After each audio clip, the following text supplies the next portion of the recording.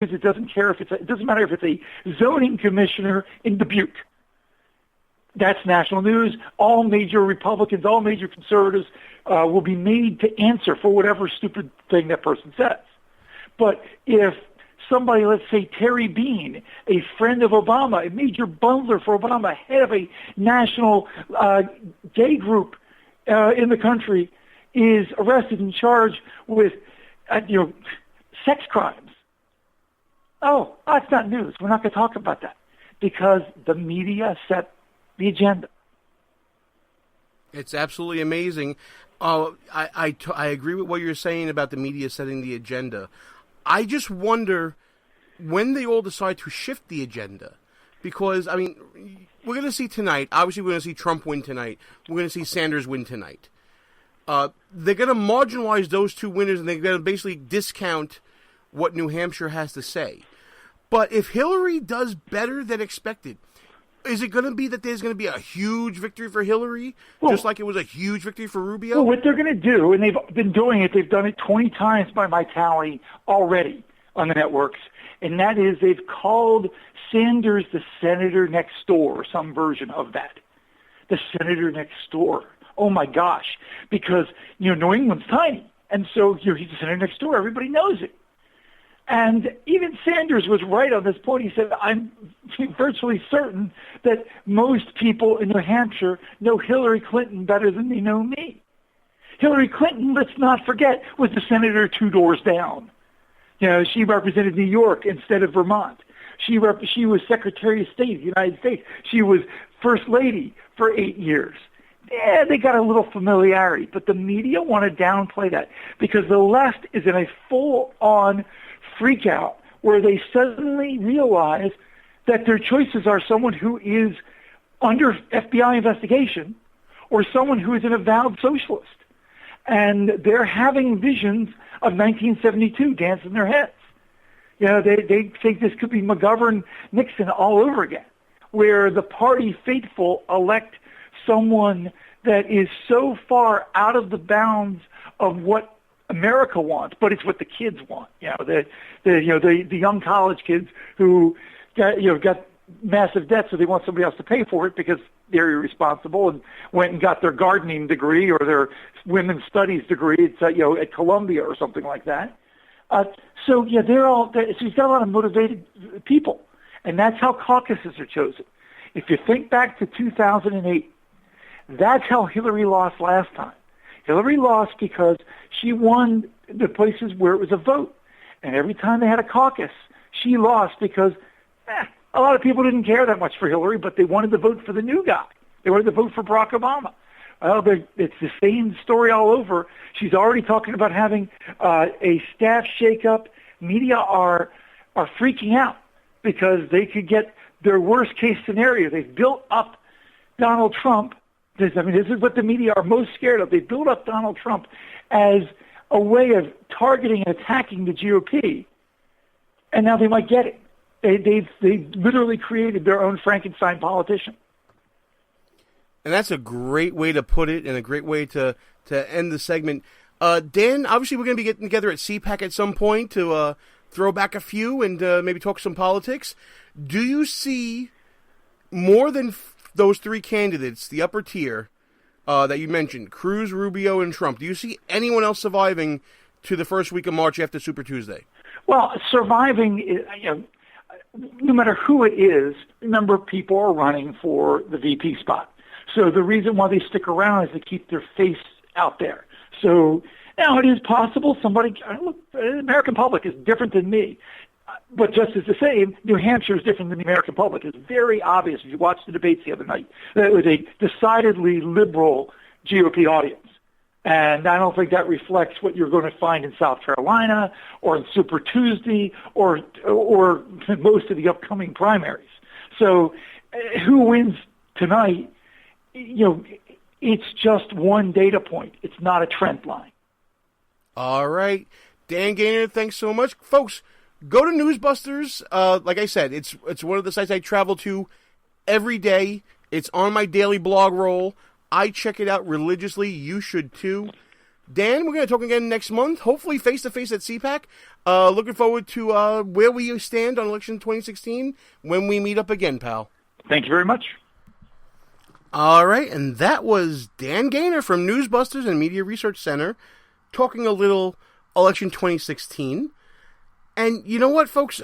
As we're seeing news from the trail coming in right now, and Chris Christie may be taking a break from the campaign, possibly to suspend it, we're seeing a lot of different things on social media.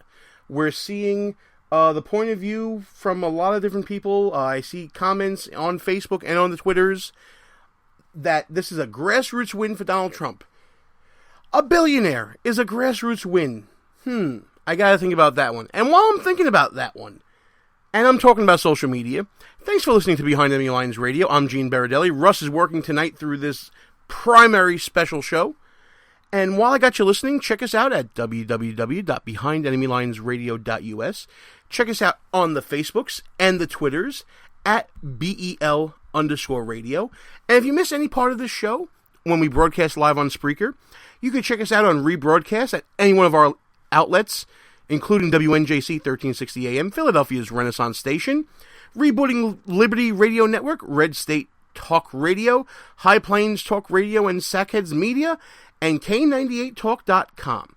And if you miss any of those rebroadcasts and you want to listen on demand, download it to your phone, or listen on Spreaker, or listen on Podbay, or listen on iTunes. There's so many out there. Player FM, TuneIn Radio, you can listen on demand, Stitcher, and of course, iHeartRadio. Very proud to be on iHeartRadio.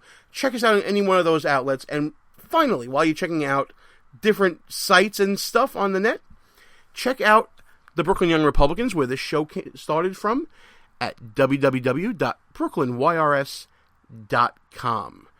Normally we take our Al Sharpton break right around this time, folks, but I'm really, really excited to talk about what you're about to hear. Behind Enemy Lines is not only becoming a national phenomenon where we have fans from San Francisco to the Philadelphia area to People's Republic of New York City, down in Pensacola, Florida, and all points in between. Burleson, Texas. I mean, you got to see the demographics we're getting across the nation. But now we're going international. I'd like everybody to welcome a new contributor to the show. From Town Hall Magazine, he is their UK correspondent. His name is Andre Walker. You're going to start seeing him on our blog, and you're going to start hearing from him on a regular basis, just like this.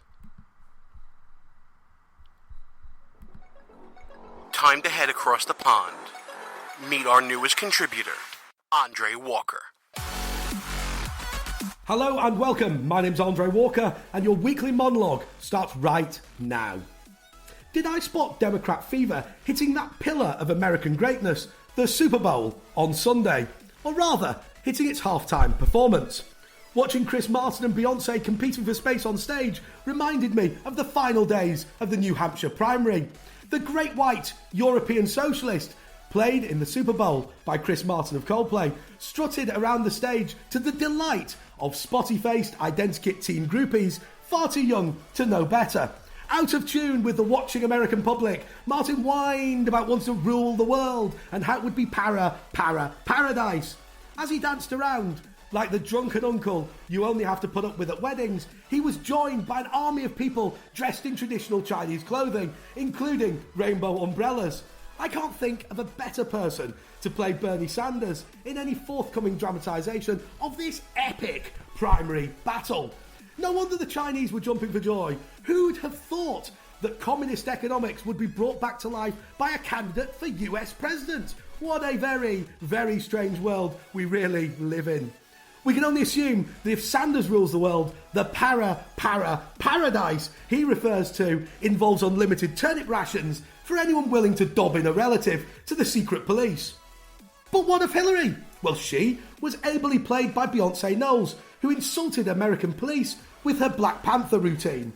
But perhaps in a nod to Clinton's explanation of how she dealt with confidential emails, Beyonce opened and closed her mouth, but nothing at all came out. But Hillary didn't get it all her own way though. I definitely spotted that the band weren't really blowing those trumpets. I'm pretty certain that if Bill Clinton had anything to do with it, every trumpet would have been blown. He's never missed an opportunity in the past. If that wasn't enough, we even had a recap of past Super Bowl halftime glory, including footage of left-wing favourite Bono. He's spent much of the past few decades demanding that ordinary Americans pay higher tax, whilst domiciling U2 in the Isle of Man tax haven. From what I can see, your average American factory worker pays more in overseas aid than he does. But perhaps my imagination is getting a little out of control. How can the Super Bowl, on its 50th anniversary, really be a subtle advocation of socialism? This is America, the land of the free and the home of the brave. Super Bowl socialism seems even less likely than an Indonesian pacifist who loves European socialised healthcare grabbing the White House. Don't worry about it, it's never going to happen. That's a wrap, folks. Join me on Twitter to continue the conversation at Andre JP Walker. Check out Andre's column at townhall.com and read Andre's work here, Behind Enemy Lines. Now back to the show. That is going to be... It is already my favorite segment on the show. Sorry, Reverend Al. You're done. Andre Walker, welcome to Behind Enemy Lines. We're going to love having you. Is there anything better than a limey Brit talking about American football and comparing it to politics? I can't think of anything. Folks, maybe we're not done with Reverend Al. I think we should probably just give him the equal time anyway. I think people are going to miss him. I see comments going to be coming up in the chat room any minute now. I kind of feel it happening. All right, we're going to give Al Sharpton the equal time here. And when we come back, a few more final thoughts, a little bit of a wrap-up of New Hampshire, looking forward to South Kakalaki, and we'll see what's on the road beyond that. Gene Baradelli, Behind Enemy Lines. I'll be back right after Reverend Al. The show will be right back. But first, a word from Al Sharpton. Good evening, Rev. Thanks Good evening, to Rev. you, Ed. Is this Groundhog Day 2? We are watching that was Attorney General Eric Holder, ABDs, about some Republicans at home are already beating the drums of war. Today, the Pentagon refuted that claim. And he said the American people do not want him to, quote, dwiddling, they do not want him dwiddling his thumbs. You can get a gig as a contortionist. Intravenous fluids and pills coated with gelatin. We don't leave our women or men in uniform behind. It's a monument to the hubris of Dick Cheney, Representative Raul Labrador. Years of abuse. I personally apologize to Mr. Peebles. Just ask to soon-to-be former Congressman. Democrats are outright jitty. CIA's counterterrorism center. Veteran Affairs Secretary Shinseki. Why do I always mess up his name? Shinseki. I love my critics. I have fun with that. Politics Nation with the Reverend Al Sharpton starts right now. Good evening, Rev. Good evening, Dr. Dyson. But wait, there's more. And we will much about that be committed. So there's no real conflict. Michael Druniak, including Lincoln himself, Daniel Day-Lewis. Behind Monica Lewinsky, the one and only Trey Songz is here. But Allison Lundergan Grimes, Gina De Jesus. When Gina De Jesus, Tea Party challenger Matt Bivens.